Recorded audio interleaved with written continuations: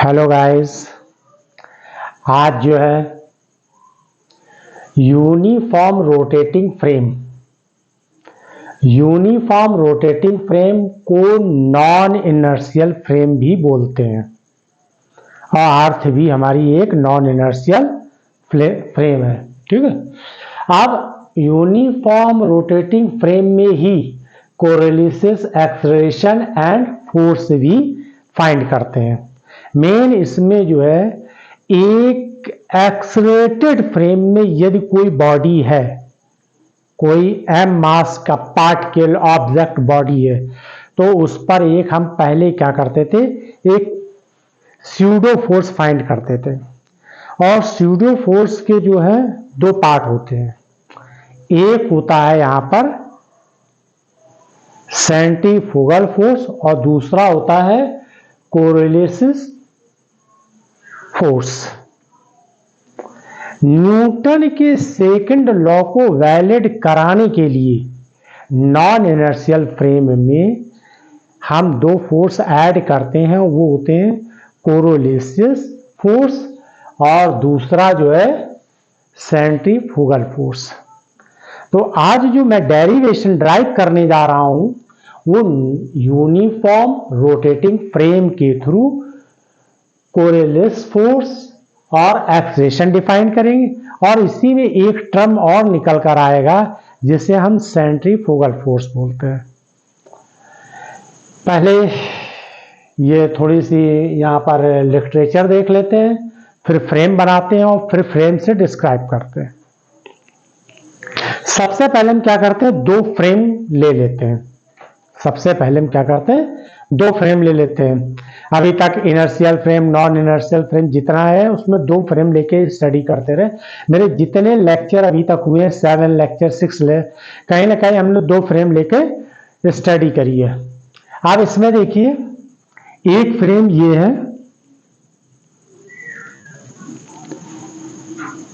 एक फ्रेम ये है और इसे हम एस फ्रेम नाम देते हैं और ये रेस्ट पर होता है। बराबर जब से हम लेक्चर कर रहे हैं कंटिन्यू, इसमें ये फ्रेम एस फ्रेम कैसा हमारा रेस्ट पर, और इसका ओरिजिन ये है और इसके कोऑर्डिनेट क्या है, एक्स एक्सिस, वाई एक्सिस और ये जेड एक्सिस।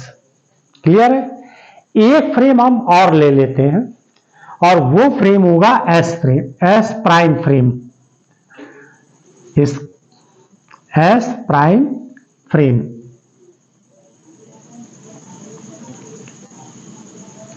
ये हो जाएगा।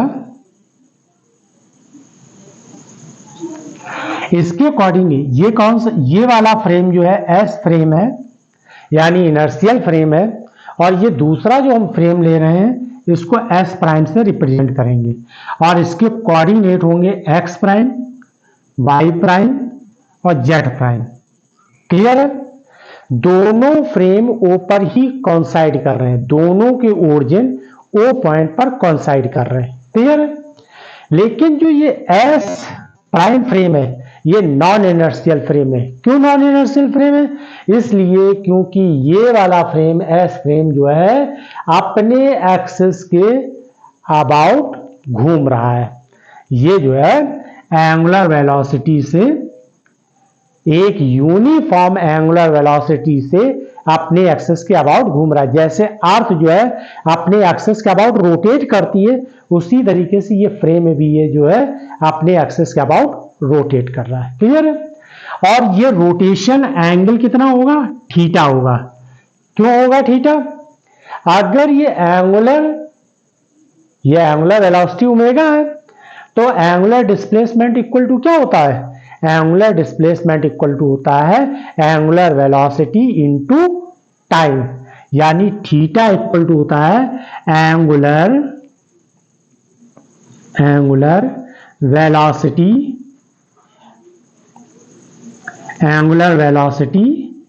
इनटू टेकन टाइम, जो आप टाइम ले रहे हैं। तो ये एंगुलर वेलोसिटी ओमेगा है और ये टी हो जाएगा, तो ये theta equal to omega T हो जाएगा। क्लियर है। यहां तक समझ में आ गया। ये फ्रेम कौन सा है, एस फ्रेम कैसा है, रेस्ट पर है ये इनर्शियल फ्रेम है, ठीक है। ये रोटेट कर रहा है अपने एक्सिस के अबाउट, ये नॉन इनर्शियल फ्रेम हो गया। क्लियर है। अभी तक हमने जो है जो लास्ट सेशन में हम इनर्शियल फ्रेम की बात कर रहे थे, तो वहां आपस में दोनों फ्रेम के बीच में एक रिलेशन निकाल लेते थे। कैसे रिलेशन निकालते? तब हम ये कहते थे कि ये फ्रेम है, ये फ्रेम ये है, ये एस फ्रेम है, ये एस प्राइम फ्रेम है, ये भी कांस्टेंट वेलोसिटी से पर्टिकुलर डायरेक्शन में मूव कर रहा, तो हम क्या लिखते थे? X prime equal to X minus V T लिखते थे ना। यानी रिलेशन इन दोनों में निकाल लेते थे। किसके लिए? जब हम ऑब्जर्व करते थे ना, यहां से और यहां से ऑब्जर्व करते थे और किसी पॉइंट के लिए ऑब्जर्व करते थे, तो वो रिलेशन निकाल लेते थे। यानी अब इसका मतलब है या एक ऑब्जेक्ट रखें या एक पॉइंट ले लें और उसकी पोजीशन वेक्टर निकाल लें। तो आप ध्यान दीजिए, हमने ये फ्रेम बना लिया। इस फ्रेम के थ्रू अब ये एक पोजीशन हमने ले ली, यहां पर इसको हमने यहां पर एक ऑब्जेक्ट रख दी जिसका पॉइंट P है। अब इसके कोऑर्डिनेट क्या होंगे? किसके लिए? एस फ्रेम के लिए। तो एस फ्रेम के कोऑर्डिनेट होंगे x, y, z। और ये किसके लिए? इन फ्रेम एस। और एस फ्रेम कैसा है? इनर्शियल फ्रेम है। दूसरा हम कोऑर्डिनेट लेंगे एस प्राइम की, तो इसके क्या हो जाएंगे? X prime, Y prime, Z prime. और ये किसके? इन फ्रेम, ये किसके कोऑर्डिनेट है? एस प्राइम के कोऑर्डिनेट है। क्लियर है। अब ओरिजिन से पॉइंट P को हम मिला देते हैं, इसको हम R नाम देते हैं, और ये पोजीशन वेक्टर R हो गया। किसके लिए? एस फ्रेम के लिए। और ध्यान दीजिएगा, इसका भी ओरिजिन, एस फ्रेम का भी ओरिजिन वही है और एस प्राइम का भी ओरिजिन वही है, दोनों का ओरिजिन तो सेम है। तो इसका मतलब ये हो जाएगा, यहां पर R equal to R prime. यानी ये पोजीशन हम किसकी दिखा रहे हैं? फ्रेम एस से। और R प्राइम किसके दिखा रहे हैं पोजीशन? एस प्राइम से दिखा रहे हैं। क्लियर है। इससे हम क्या दिखा रहे हैं? पोजीशन R दिखा रहे हैं और इससे R प्राइम दिखा रहे हैं। इन दोनों का कुछ भी चेंज नहीं होगा क्योंकि ये रोटेट हो रहा है, ये रोटेशन जो हो रहा है, ठीक है ना। चाहे हम x के उसमें लें और चाहे s प्राइम के उसमें लें, दोनों में ही पोजीशन कैसी रहेगी? इक्वल ही रहेगी। क्लियर है। अब देखिए आगे, सबसे पहले इसका थोड़ा सा हम लिख लेते हैं और ये बताते हैं कि ये क्या है। इसके बारे में कुछ तो लिखना पड़ेगा ना, पेपर में कुछ तो बताना पड़ेगा कि ये कौन सा फ्रेम है, क्या है। तो ये देखिए, एक सिंपल सी लैंग्वेज है, आप अपने मन से भी बना सकते हैं। जितना मैंने बोला, आप चाहे तो अपनी ओन लैंग्वेज में भी इसको लिख सकते हैं, वरना आप कोई प्रॉब्लम हो रही तो आप इस तरीके से सिंपल तरीके से लिख सकते हैं। पहले हेडिंग डालेंगे uniform rotating frame, correlation, acceleration and force. Let us take two frames. हम दो फ्रेम ले लेते हैं। कौन कौन सा? एक एस और दूसरा S prime frame, with its origin coinciding at point P। दोनों के ओरिजिन कहां पर? O पर कोइंसाइड हो रहे हैं। तो with its origin coinciding at point O। Clear है। Frame S prime is rotating. ये वाला फ्रेम जो है about its axis with uniform angular velocity omega. ये वाला एस प्राइम फ्रेम जो है एक यूनिफॉर्म एंगुलर वेलोसिटी से अपने एक्सेस के अबाउट रोटेट कर रहा है। Clear. Relative to inertial frame, इस फ्रेम के रिस्पेक्ट में, क्योंकि हम दोनों से मिला के तो स्टडी कर रहे हैं। Frame S prime is also called non inertial frame. इसीलिए इसको, चूंकि ये रोटेट कर रहा है, तो इसीलिए हमने इसको क्या नाम दे दिया? Non inertial frame. Non inertial frame का मतलब ये होता है कि उस पर कोई फोर्स लग रहा है या फिर वो एक्सेलरेटेड हो। ऐसे फ्रेम को हम क्या बोलते हैं? Non inertial frame. तो S frame S prime is also called non-inertial frame. Let us consider an object at, object की जगह आप पॉइंट लिख दीजिए, कोई एक पर्टिकुलर पॉइंट ले लिए, at point P whose position vector R prime, दोनों के लिए एस फ्रेम की भी पोजीशन और एस प्राइम की भी पोजीशन आर होगी, इसीलिए हमने इन दोनों को यहां पर रिप्रेजेंट कर दिया। With two frames S and S prime at origin point से, दोनों के ओरिजिन पॉइंट से इनकी, ठीक है। Coordinates of frame S and rotating frame, ये फ्रेम रेस्ट फ्रेम है, ये रोटेटिंग फ्रेम है, इन दोनों के कोऑर्डिनेट क्या है यहां पर देखिए, X comma Y comma Z, ये फ्रेम इन एस के लिए, और ये जो हमने लिखा है X prime comma Y prime comma Z prime in frame S prime, ये यहां पर कोऑर्डिनेट रिप्रेजेंट है। Then frame S prime, S ये वाला फ्रेम जो सेकंड वाला फ्रेम है S prime rotate with angular velocity omega respect to time T, then angular velocity theta equal to omega T हो जाएगी। क्लियर है? इतने का आप स्क्रीनशॉट ले लीजिए, ठीक है ना। अब हम देखिए इसके हेल्प से पूरा डेरिवेशन करेंगे, और इसे समझने की बहुत मतलब आप समझने की कोशिश करिएगा, क्योंकि यहां से थोड़ा सा कॉम्प्लेक्स हो जाता है, ठीक है। तो आप इसका स्क्रीनशॉट ले लीजिए और फिर हम इसके आगे डेरिवेशन बताते हैं। ले लिया स्क्रीनशॉट, इसको हम रब कर देते हैं और डेरिवेशन स्टार्ट करते हैं। ये इनर्शियल फ्रेम है और ये नॉन इनर्शियल फ्रेम है, क्लियर है ना। और ये एक ऑब्जेक्ट है या पॉइंट मान लीजिए, जो आप इजी लगे वो कर लीजिए। ओ से पोजीशन आर है ये वेक्टर, ठीक है, पोजीशन वेक्टर क्या है, आर है। आप देखिए नाउ फर्दर एस फ्रेम तो रेस्ट पर है, तो हम ये देखिए हम इन दोनों फ्रेम से इसको ऑब्जर्व करेंगे, फ्रेम एस से भी ऑब्जर्व करेंगे और एस प्राइम से भी ऑब्जर्व करेंगे। मैंने जो पीछे लास्ट सेशन में जितने भी बताए हैं उनमें दोनों फ्रेम के बीच में एक रिलेशन निकाला था, क्लियर है। इसका भी देखिए कैसे हम कनेक्ट करते हैं और रिलेशन निकालते हैं। ये जो रेस्ट में फ्रेम है कौन सा, ये वाला फ्रेम ये रेस्ट पर है, कौन सा, एस फ्रेम रेस्ट पर है। इसी के रिस्पेक्ट में ये पॉइंट भी इसी फ्रेम में कैसा हो जाएगा, रेस्ट पर है। यानी एस फ्रेम से पॉइंट आर पोजीशन की वैल्यू क्या होगी, 0 होगी, क्योंकि वो रेस्ट पर है, पॉइंट भी मूव नहीं कर रहा है, यानी उसकी पोजीशन चेंज नहीं हो रही। बहुत ध्यान दीजिएगा, एस फ्रेम के रिस्पेक्ट में पोजीशन आर की वैल्यू नहीं चेंज हो रही। तो जब एस फ्रेम से हम देखेंगे यानी कि ये रेस्ट पर है, फ्रेम एस तो रेस्ट पे है ही है, और ये ऑब्जेक्ट भी रेस्ट पर है और फ्रेम एस पर है, क्लियर है, फ्रेम एस पर है, ठीक है ना। या यूं कहिए कि फ्रेम एस तो रेस्ट पे है, ये जो पोजीशन है भले ये एस फ्रेम में ना हो, कहीं भी हो, लेकिन इसके रिस्पेक्ट पर, इस पर भी टाइम के रिस्पेक्ट में कोई भी चेंजेस नहीं हो रहा। किसकी, ऑब्जेक्ट में कोई चेंजेस नहीं हो रहा टाइम के रिस्पेक्ट में, क्लियर है। तो इसका मतलब ये हुआ कि D R position vector D R D T equal to 0 कब, in frame,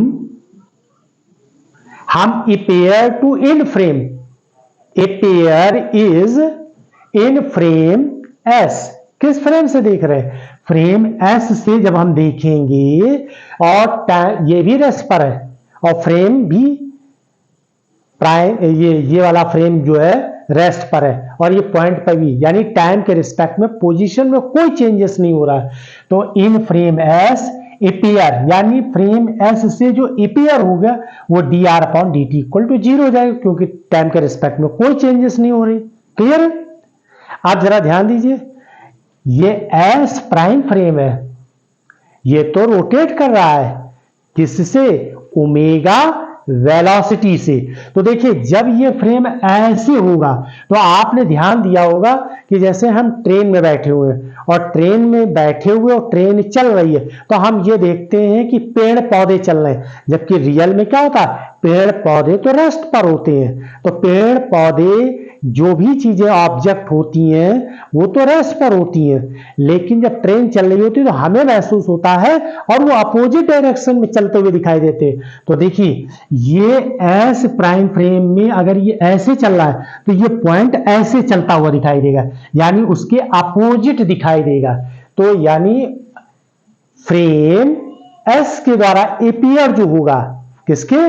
frame S prime, frame S prime यानी नॉन इनर्शियल फ्रेम के द्वारा जो एपियर होगा वो क्या होगा? वो हो जाएगा डी आर डी टी। और चूंकि ये किसके लिए हम बात कर रहे हैं? एस प्राइम फ्रेम की बात कर रहे हैं, तो यहां प्राइम लगा दीजिए। और वो क्या एपियर करेगा? माइनस ओमेगा क्रॉस आर, ये एपियर करेगा। कौन? इन फ्रेम एस प्राइम, यानी इस फ्रेम से जो एपियरिंग होंगी वो कैसा दिखाई देगा? फ्रेम तो ऐसे जा रहा है और ये पॉइंट उसको ऐसे चलता हुआ दिखाई देगा। क्लियर है? ये कब है? जब ये किस पर है? रेस्ट पर है। और फ्रेम एस कैसा है? वो भी रेस्ट पर है। क्लियर है? आप दूसरे पॉइंट पे आ जाइए। दूसरे पॉइंट पे जब ये पॉइंट, ये ऑब्जेक्ट फ्रेम एस के रिस्पेक्ट में मूव करे, यानी पोजीशन चेंज करे। मूव का मतलब क्या होता है? अगर पोजीशन चेंज होगी तो मूव होगा, मूव होगा तो यानी वेलोसिटी होगी, वेलोसिटी का कंपोनेंट होगा। आप ये भी तो देखिए, D R upon D T, position का सिंगल डिफरेंशिएट यानी फर्स्ट डेरिवेटिव क्या होता है? वेलोसिटी होती है। क्लियर है ना? इसी तरीके से देखिए, अब ये ऑब्जेक्ट, ये पॉइंट फ्रेम एस के रिस्पेक्ट में चेंज हो रहा है, टाइम के रिस्पेक्ट में चेंज हो रहा है, तो जाहिर सी बात है कि डी आर डी टी ये क्या होगा? नॉट जीरो का होगा, ये तो जीरो के बराबर नहीं होगा। जब ये जीरो के बराबर नहीं होगा तो अब आगे क्या होगा? अब ये होगा कि एस प्राइम फ्रेम से, अब इसी चीज को ऑब्जर्व करें, एस प्राइम फ्रेम से ऑब्जर्व करें, तो एस प्राइम फ्रेम से जब ऑब्जर्व करेंगे तो देखिए क्या होगा? D R upon D T. Clear है? यहां प्राइम लिख दिया। किससे देख रहे हैं? फ्रेम एस प्राइम से देख रहे हैं। अब उसमें क्या दे रहे? एक तो ये भी चेंज हो रहा, position with respect to time change हो रही है, तो यानी ये आ जाएगा D R upon D T हो जाएगा। दूसरी चीज क्या दिख रही है? ये भी तो चेंज हो रहा है, क्योंकि ये तो अभी भी ऐसे जा रहा है और ये पार्टिकल अभी भी उसको इस तरीके से दिखाई देगा, तो minus omega are.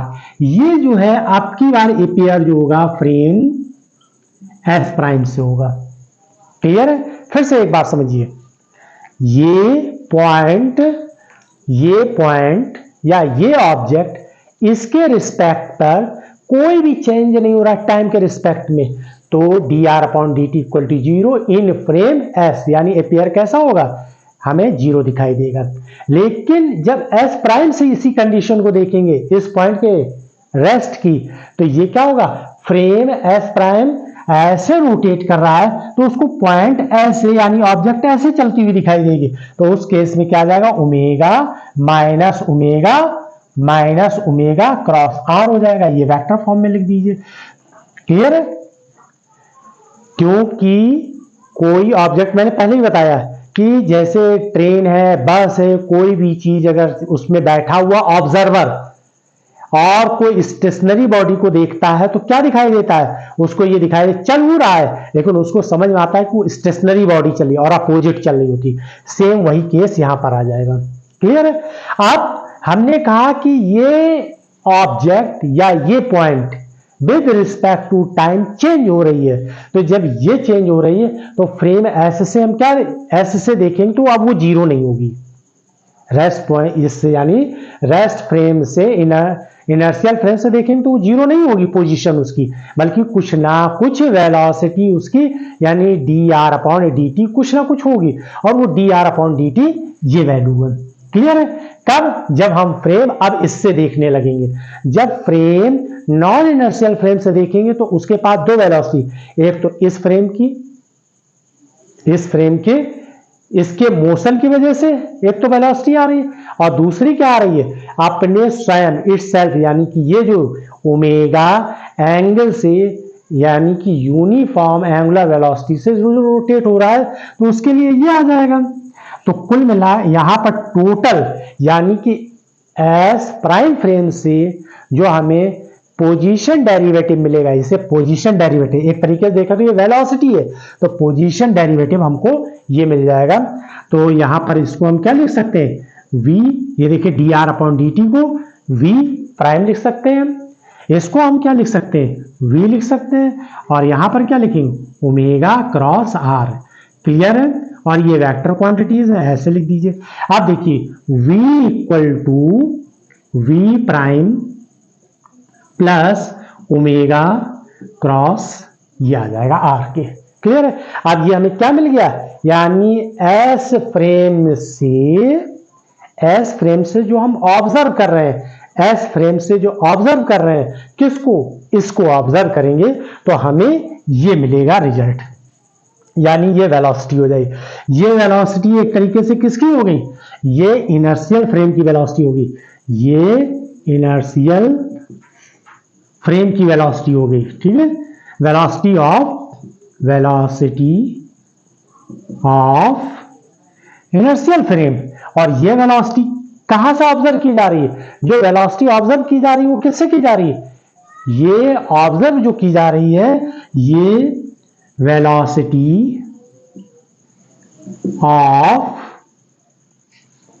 Non inertial frame से, नॉन इनर्शियल फ्रेम से ये ऑब्जर्व की जा रही है। क्लियर है?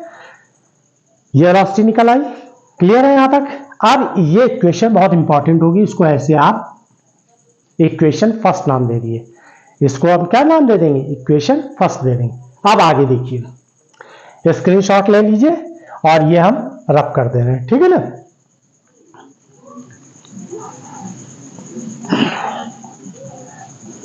अब इसको हम क्या करेंगे? इसको हम पहले अरेंज करके लिख लेते हैं। We can write this equation आप इस इक्वेशन को यानी इसको आप फर्स्ट नाम दे दीजिए और इसको आप सेकंड नाम दे दीजिए। We can write in equation first, कैसे लिखे? dr/dt ये हो जाएगा इनर्शियल फ्रेम की, और ये क्या आ जाएगा? dr/dt यहां पर ये लगा दिए नॉन इनर्शियल फ्रेम, डॉट जो है नॉन इनर्शियल को रिप्रेजेंट कर रहा है, डैश सॉरी, और ये प्लस ये कितना हो जाएगा? Omega cross R. इसको ऐसे वेक्टर फॉर्म में लिख दीजिए। क्लियर? अब हम इसको क्या करेंगे? जो ये इक्वेशन ऑब्टेन हुई, ये वाली इक्वेशन, इस इक्वेशन को हमने फर्स्ट ए नाम दे देंगे। ये फर्स्ट थी तो इसे फर्स्ट ए नाम दे दी, ये इक्वेशन फर्स्ट है तो फर्स्ट ए नाम दे दिया। अब यहां पर ध्यान दीजिएगा, फर्स्ट ए को हम क्या करें? एक किसमें कन्वर्ट कर दें? ऑपरेटर में चेंज कर लें। इसको ऑपरेटर में चेंज करने के लिए क्या करें? d/dt ऐसे लिख दीजिए, dt इसको ऐसे प्राइम में लिख दीजिए, हाँ प्राइम में लिख दीजिए, प्लस ओमेगा क्रॉस और ये ऐसे लिख दिए। देखिए यहां से ये आर हमने क्या किया? ऑपरेटर के रूप में हटा दिया। क्लियर? अब यहां से देखिए इसको हम ऑपरेट करने के लिए क्या करेंगे? अगर ये देखा जाए तो एक तरीके से वेलोसिटी है ना, किसकी है? एस फ्रेम से ऑब्जर्वर, ये एस प्राइम के द्वारा ऑब्जर्वर, ये एंगुलर वेलोसिटी। कौन सी एंगुलर वेलोसिटी? जिससे frame S non inertial frame rotate कर रहा है, तो ये उसकी एक तरीके से वेलोसिटी निकल आई। क्लियर? अब इसको ऑपरेट करने के लिए जैसे यहां पर आर लिखा है, उसी तरीके से अब हम ये वैल्यू पुट कर देंगे, इक्वेशन सेकंड की v की वैल्यू, इस इक्वेशन की ये जो वैल्यू है, ये वैल्यू, इस वैल्यू को क्या करेंगे? यहां पर पुट कर देंगे। और इसको हम क्या करेंगे, जैसे ये वेलोसिटी के फॉर्म में, ये वेलोसिटी के फॉर्म में अगर हम v पुट कर देंगे तो ये क्या हो जाएगा, एक्सेलरेशन के फॉर्म में आ जाएगा। जिसके फॉर्म में आप इसको रखेंगे उसी के फॉर्म में ये कन्वर्ट हो जाएगा। तो यहां पर हम क्या करेंगे, इक्वेशन, इसको आप नाम दे दीजिए अब इक्वेशन थर्ड, ठीक है। और ये ऑपरेटिंग इक्वेशन हो गई। इस ऑपरेटिंग इक्वेशन में क्या कीजिए, v equal to V prime plus omega cross R put कर दीजिए। इस जगह पुट कर दीजिए तो डी अपॉन डी टी, ये क्या हो जाएगा, ये एक तरीके से आप चाहें तो यहां पर शॉर्ट में भी लिख सकती हैं। कैसे, इसको लिख दें एस फ्रेम, इसको क्या लिख दें, एस प्राइम फ्रेम। आप ऐसे भी नोट कर सकते हैं। इसी तरीके से इसको क्या लिख दें, एस फ्रेम, इसको क्या लिखेंगे, एस प्राइम फ्रेम। यहां पर प्राइम लगा हुआ है, चाहे यहां कर लीजिए, एक ही बात है। इसी तरीके से ये एस फ्रेम, ये एस प्राइम फ्रेम हो जाएगा। क्लियर है। अब यहां पर हमने क्या कहा आपसे कि इसमें वैल्यू v की पुट कर दीजिए, ऐसे ये लिख दिया। यहां v लिखा, इस तरीके से कर दीजिए, d अपॉन डी टी कर दीजिए।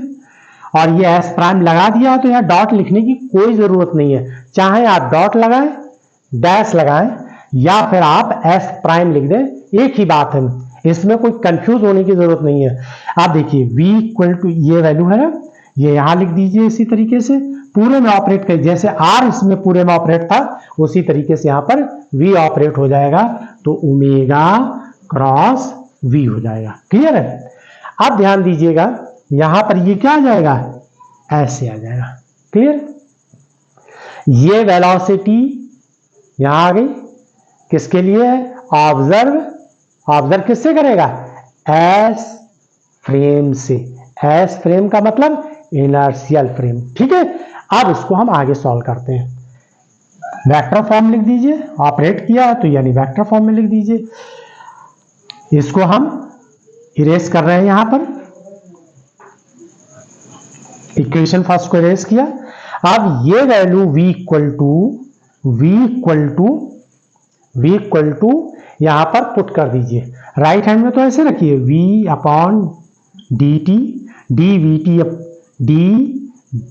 D V by D T, और यहां एस फ्रेम के लिए आ जाएगा। यहां पर क्या कीजिए, d अपॉन डी टी कर दीजिए और ये वैल्यू उठा के पुट कर दीजिए। v की वैल्यू क्या है, v prime plus omega cross r। Clear है। ऐसे लिख दिया, ये वेक्टर फॉर्म में कर दिया। इसको यहां तक हो गया। और आप चाहें तो इसको ऐसे कर दें, और यहां पर ये क्या हो जाएगा, प्राइम हो जाएगा। यानी किसके लिए, नॉन इनर्शियल फ्रेम के लिए। फिर यहां पर लिखिए ओमेगा क्रॉस, क्रॉस करिए और ये v की वैल्यू फिर उठा के पुट कर दीजिए इसमें, v prime plus omega cross r। Clear है। एक बात ध्यान रखिएगा, r और r प्राइम इक्वल है, इनका मैग्नीट्यूड नहीं चेंज होगा। इसीलिए पोजीशन वेक्टर है ये, इसका मैग्नीट्यूड नहीं चेंज होगा क्योंकि ये तो फिक्स है यहां पर। क्लियर है। अब देखिए, ये तो राइट हैंड में D we upon D T S frame के लिए लिखा, इसका डिफरेंशिएट कर दीजिए। इसमें इसका डिफरेंशिएट करेंगे तो क्या आएगा, डी वी, वी प्राइम, यानी ये एस प्राइम फ्रेम की वेलोसिटी है डी टी। और देखिए यहां पर ये एस प्राइम भी ऐसे लिखा हुआ है, मतलब ये वी प्राइम रिप्रेजेंट करता है कि ये ऑब्जर्व जो यानी कि ये जो ऑब्जर्व किया जा रहा है वो एस प्राइम फ्रेम से ऑब्जर्व किया जा रहा है। इसके बाद देखिए इसका करेंगे इसमें, तो डी टी और ये हो जाएगा ओमेगा क्रॉस आर, ये ऐसे लिख दीजिए और ये एस प्राइम फ्रेम कर दिए। क्लियर है यहां तक। फिर इसमें देखिए, इसमें इसका ब्रैकेट खोल दीजिए। ब्रैकेट खोलेंगे तो ओमेगा क्रॉस वी प्राइम, यानी वी प्राइम क्या है, ये एस प्राइम की वेलोसिटी ऑब्जर्व कर रहा है। कहां से, यहां से।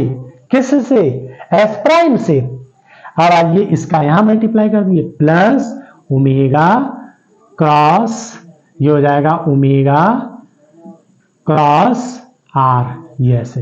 क्लियर है यहां तक? अब आगे देखिए, ये आप लोग स्क्रीनशॉट ले लीजिए क्योंकि आगे रब करके फिर बताने जा रहे हैं। स्क्रीनशॉट ले लिया? आप देखिए इक्वेशन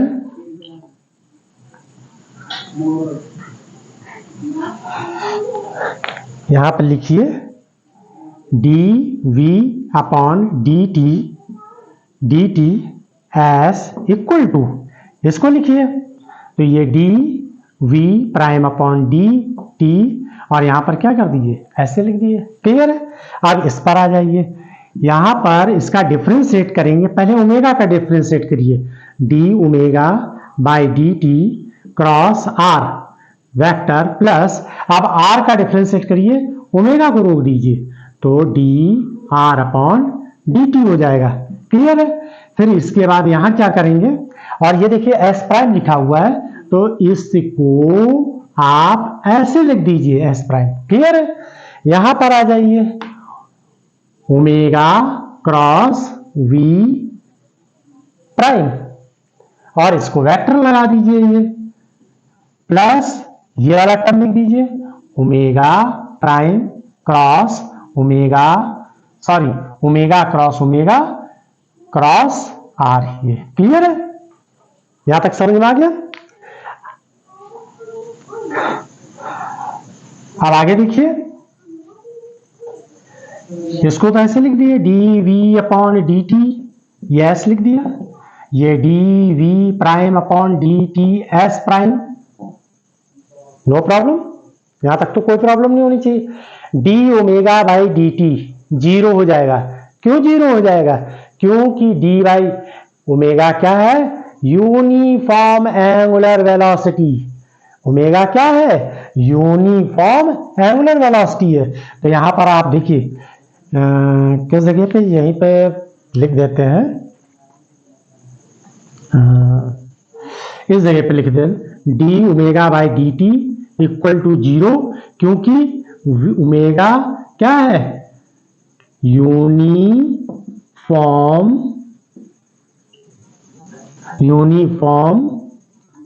एंगुलर वेलोसिटी है। तो जब एंगुलर वेलोसिटी यूनिफॉर्म है तो ये जीरो हो जाएगा, तो ये वाला टर्म जीरो क्रॉस आर, ये यानी पूरे टर्म जीरो हो गया। इसको ऐसे कर दिए। अब ये सेकेंड टर्म लिख दीजिए ओमेगा, और ये देखिए D R upon D T s prime के लिए है, तो यानी इसका मतलब ये हो जाएगा क्रॉस, और यहां पर देखिए मैंने क्या कहा था, ये वेलोसिटी किसकी है, एस प्राइम के लिए, और ये सिंबल किसको रिप्रेजेंट कर रहा है, एस प्राइम को। तो D R upon D T क्या है, वेलोसिटी है किसकी, एस प्राइम की। यहां लिख दिया ये वाला टर्म देखिए ओमेगा क्रॉस वी प्राइम, ये तो लिखा ही हुआ v prime, plus omega cross r, ये ब्रैकेट में ऐसे कर दिया। क्लियर है? ये क्रॉस कर दिया। अब आगे देखिए, आगे क्या करेंगे solve, d we upon D T S equal to d v d t, यहां प्राइम डी एस प्राइम, ये एस प्राइम हो गया, ये और ये देखिए दोनों टर्म सेम है, तो इसको क्या लिख देंगे आप, ट्वाइस कर देंगे, twice omega cross V dot ऐसे आ जाएगा, प्लस अब ये आ जाएगा ओमेगा क्रॉस आर। क्लियर है? यहां तक समझ में आ गया? ये जो हमको मिला है ये बहुत ही इंपॉर्टेंट स्टेप आया है सामने, ये v upon D T, rate time change of velocity equal to acceleration, यही तो होती है एक्सेलरेशन की definition, rate change the velocity या rate time change the velocity equal to क्या हो जाएगा, यहां पर एक्सेलरेशन यह आ जाएगा किसके लिए, फ्रेम एस के लिए। यानी कौन सा फ्रेम है, ये इनर्शियल फ्रेम है, ये कौन सा एस प्राइम है, तो एस प्राइम के लिए एक्सलेशन क्या आ जाएगा, एस, इस तरीके से लिख देंगे। दूसरा यहां पर क्या करिए, 2 ओमेगा क्रॉस वी प्राइम और प्लस ओमेगा क्रॉस ओमेगा और ये क्रॉस आर ऐसे लिख दीजिए। आर की प्रॉब्लम में कोई प्रॉब्लम नहीं है, क्योंकि आर की जगह हम आर प्राइम भी लिख सकते हैं और आर प्राइम की जगह आर भी लिख सकते हैं। ये मैं रेगुलर बराबर आप लोगों को बोल रहा हूं, क्योंकि इसका ओरिजिन दोनों का ही सेम है, दोनों का कौन सा ओरिजिन एक ही है, इसलिए ओरिजिन में कोई प्रॉब्लम नहीं है, ये इक्वल ही रहेंगे। अब आ जाइए, ये जो एक्सलेशन हमको मिला है इसमें ध्यान दीजिए, ये एक्सलेशन है, किसका एक्सलेशन है, एक्सलेशन किसका है, ये एक्सलेशन फ्रेम किससे ऑब्जर्व किया जाएगा, ये एक्सलेशन एस फ्रेम से ऑब्जर्व किया जाएगा। क्लियर है, ये जो एक्सलेशन है ये किससे ऑब्जर्व किया जाएगा, एस फ्रेम से किया जाएगा। ये यानी एक्सलेशन एस फ्रेम से है ना, तो acceleration of object mass m in frame क्या हो जाएगा, इन फ्रेम एस, यानी इस फ्रेम से।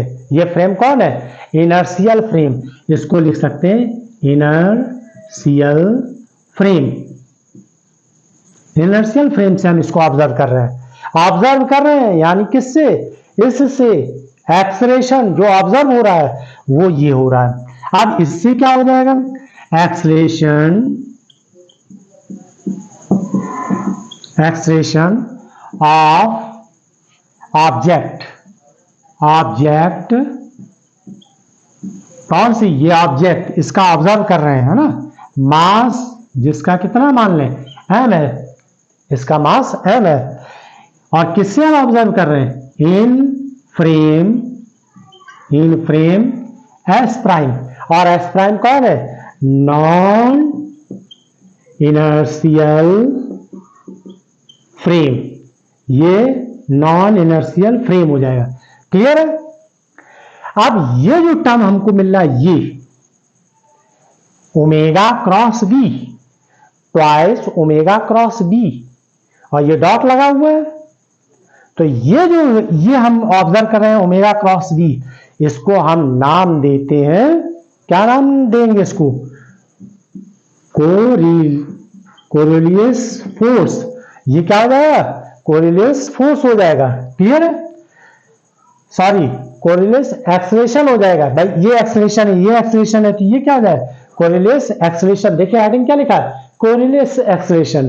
तो Coriolis acceleration omega cross we prime आ जाएगा। ये वी प्राइम वेलोसिटी किसकी है, रोटेटिंग फ्रेम की। रोटेटिंग फ्रेम कैसा है, इनर्शियल फ्रेम है। क्लियर है, तो ये एक्सलेशन किसका निकल कर आ जाएगा, ये कोरिलियस एक्सलेशन हो जाएगा।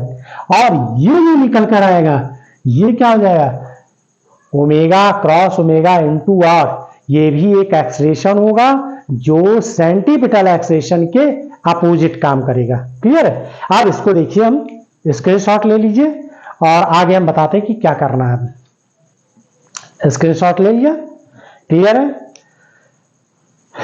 अब इसमें ये जो इक्वेशन थर्ड लिख ली थी, अभी ये इक्वेशन फोर्थ नाम दे दीजिए इसको।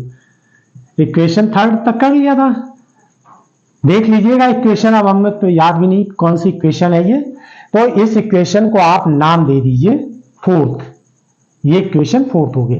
अब इक्वेशन इसको हम we can write this equation या इक्वेशन फोर्थ, तो कैसे लिख सकते हैं ये देखिए, A S prime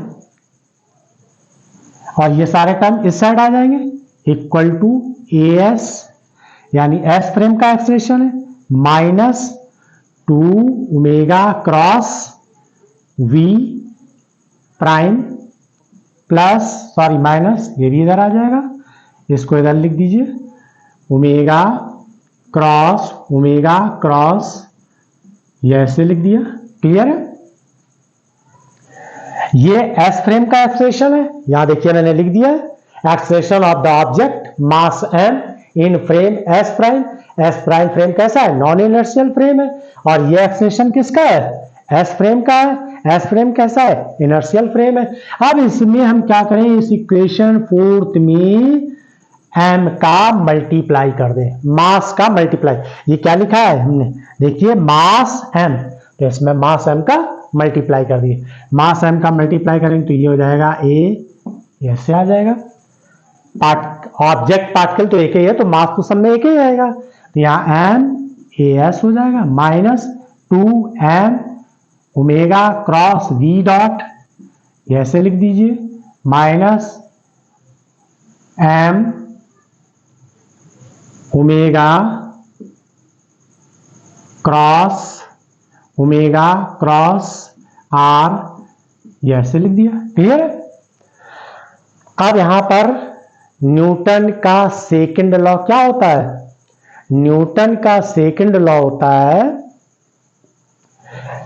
F equal to ma, mass product of mass यानी ऑब्जेक्ट का मास, इट एक्सलेशन और उसका एक्सलेशन, m इंटू ए हो जाएगा। तो यानी इसका मतलब m इंटू ए क्या एक्सलेशन है, तो ये हो जाएगा फोर्स s प्राइम का।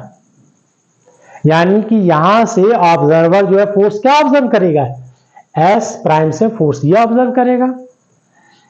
इसके लिए क्या लिखेंगे? f लिख देंगे, यानी s फ्रेम से फोर्स ये ऑब्जर्व होगा 2, और ये फोर्स जो हो जाएगा, यहां पर देखिए क्या लिखा है? Coriolis force. तो कोरियोलिस फोर्स जो है यहां पर आ जाएगा ये f m omega cross v, और ये देखिए ऐसे लिख देंगे प्राइम माइनस एम, और ये देखिए omega cross omega r square, ये हो जाएगा सेंट्रीफ्यूगल फोर्स। तो यहां पर आ जाएगा omega cross are, vector form में लिख दीजिए और इसको ऐसे कर दीजिए रिप्रेजेंट। अब देखिए ये एक्सेलेरेशन हो गया, सॉरी ये फोर्स हो गया, ये फोर्स हो जाएगा, ये फोर्स है, नेट फोर्स कहलाएगा, एस प्राइम फ्रेम से ऑब्जर्व करा जाएगा। क्लियर है? ये क्या है? एस फ्रेम से ऑब्जर्व किया जाएगा। ये क्या है? कोरियोलिस फोर्स हो जाएगा, कोरियोलिस फोर्स हो जाएगा, इसको नाम दे दें कोरियोलिस फोर्स। और ये क्या हो जाएगा? Centrifugal force. और ये दोनों फोर्स कैसे होते हैं? नहीं होते, ये वर्चुअल फोर्स है। न्यूटन देखिए, जब नॉन इनर्शियल फ्रेम में कोई ऑब्जेक्ट मूव करती है या रेस्ट में होती है, दोनों ही कंडीशन है। अगर नॉन इनर्शियल फ्रेम में, नॉन इनर्शियल का मतलब ये हुआ कि मान लीजिए कोई ये कार ले लीजिए, ठीक है, और इस कार में एक ये पेंडुलम लटका दीजिए, सिंपल पेंडुलम, और यहां से ये ऑब्जर्वर है। जब ये ए एक्सलेरेशन से चलेगी, इसका मास m है, और ये एक्सलेरेशन से चलेगी, तो एक फोर्स काम करता है जिसको हम माइनस एम ए नॉट, यानी ये ए नॉट से चल, तो ये क्या है? सूडो फोर्स कहलाता है। ये एक तरीके से सूडो फोर्स ही है। दोनों निगेटिव है कि नहीं है? दोनों ही निगेटिव है, यानी अपोजिट डायरेक्शन में। मास जो ऑब्जेक्ट उसके अंदर होती है नॉन इनर्शियल फ्रेम के अंदर, और नॉन इनर्शियल फ्रेम का जो एक्सेलरेशन होता है उसका प्रोडक्ट क्या कहलाता है? सूडो फोर्स, यानी सूडो फोर्स कहलाता है। तो ये कोरियोलिस फोर्स और सेंट्रीफ्यूगल फोर्स, ये दोनों किसके बराबर होते हैं? सूडो फोर्स के बराबर होते हैं। क्लियर है? ये दोनों फोर्स कैसे होते हैं? अब एक और देखिए, जब इस कंडीशन में हम न्यूटन लॉ वायलेट करते हैं, देखिए यहां ध्यान रखिए, सूडो फोर्स यानी नॉन इनर्शियल फ्रेम में न्यूटन का सेकंड लॉ वैलिड नहीं है। अब उसको वैलिड कराने के लिए हमें एक टर्म को ऐड करना पड़ता है। तो जैसे मान लीजिए ये नॉन इनर्शियल फ्रेम है, ये इनर्शियल फ्रेम है, क्लियर है? ये इनर्शियल फ्रेम है, ये नॉन इनर्शियल फ्रेम से फोर्स ऑब्जर्व किया जा रहा है और ये इनर्शियल फोर्स। तो इसमें एक हम टर्म ऐड करते हैं एफ नॉट। ये क्या होता है? Pseudo force. और स्यूडो फोर्स होता है किसके इक्वल है?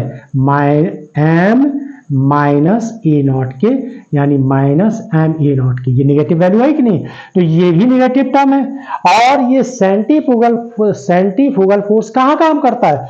जब कोई ऑब्जेक्ट किसी एक्सिस के अबाउट ऐसे मूव करे, रोटेट कर रही होती है, तो अंदर की ओर सेंट्रीफ्यूगल फोर्स काम करता है, सेंट्रीपिटल फोर्स काम करता है, और बाहर की ओर सेंट्रीफ्यूगल फोर्स काम करता है। बाहर की ओर एक आउटसाइड जो होता है, आउटसाइड सेंटर की ओर कौन सा फोर्स होता है? सेंट्रीपिटल फोर्स होता है। इसके आउटसाइड कौन सा होता है? सेंट्रीफ्यूगल फोर्स हो जाता है। क्लियर है? तो ये दोनों कैसे होते हैं? वर्चुअल फोर्स होते हैं। ये दोनों ही वर्चुअल फोर्स होते हैं जो क्या हो जाते हैं? ये दोनों ही नेगेटिव है और इन दोनों का सम जो है किसके है? स्यूडो फोर्स के बराबर है। तो क्लियर है? यहां पर ये कौन सा, ये हम फोर्स किससे ऑब्जर्व कर रहे हैं? एस प्राइम फ्रेम से। ये फोर्स किससे ऑब्जर्व कर रहे हैं? एस फ्रेम से। किसके लिए? एम मास बॉडी या ऑब्जेक्ट के लिए। और ये क्या है? कोरियोलिस फोर्स है। और ये क्या है? सेंट्रीफ्यूगल फोर्स है। ये आप इसको जो है आप और क्लियर लिख सकते हैं। ये हो जाएगा Coriolis force equal to minus 2m omega cross v।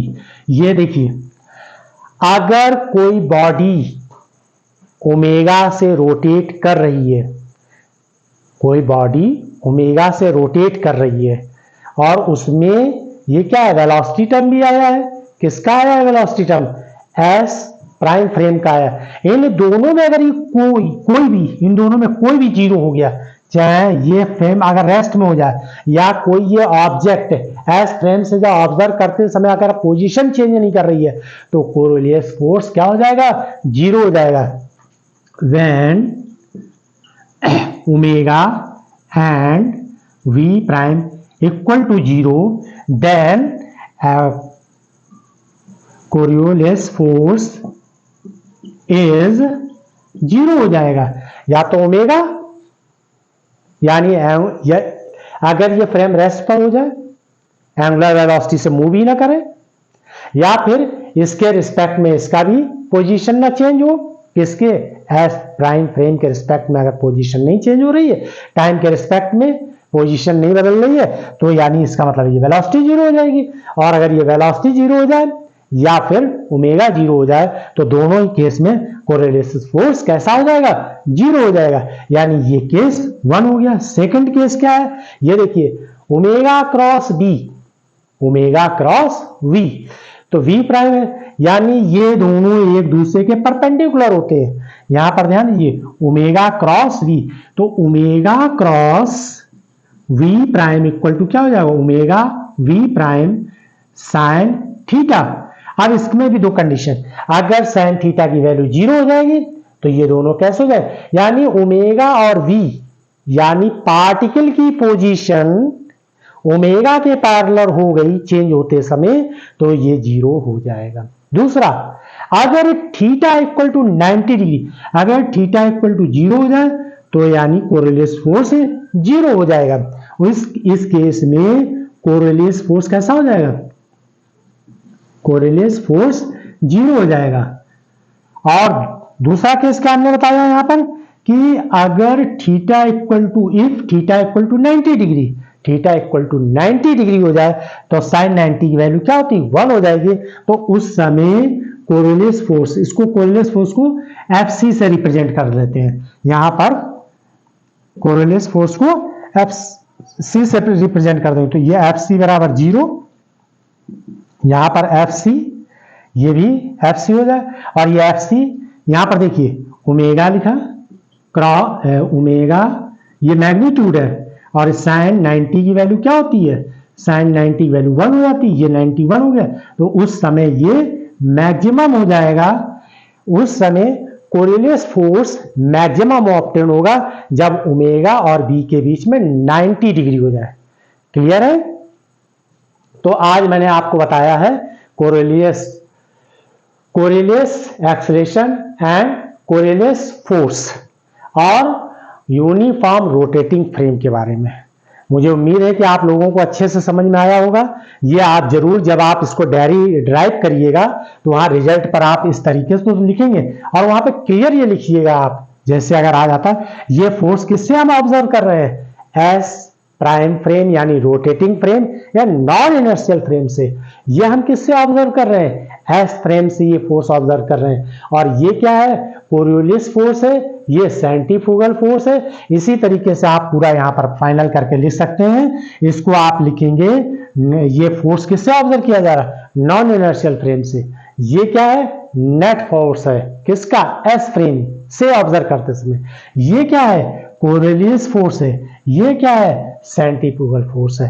और फिर इसके बाद कोरियोलिस फोर्स को आप कैसे डिस्क्राइब करेंगे, Coriolis force minus 2m omega cross b. Omega cross b को कब आप जीरो बोल सकते हैं, जब ये दोनों कैसे हों, इनमें से चाहे ओमेगा जीरो हो जाए, यानी कि नॉन इनर्शियल फ्रेम यदि जीरो हो जाए, यानी रोटेट ही ना करे, दूसरा इसकी पोजीशन ही ना चेंज हो, तो दोनों ही केस में कोरियोलिस फोर्स जीरो हो जाएगा।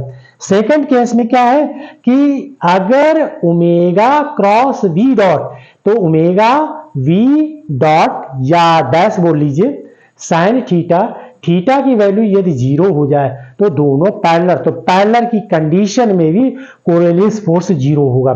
तीसरी कंडीशन क्या है कि अगर ये दोनों एक दूसरे के परपेंडिकुलर हो जाए, यानी ये दोनों एक दूसरे के परपेंडिकुलर हो जाए, तो हमें कोरियोलिस फोर्स मैक्सिमम ऑफ 10 होगा।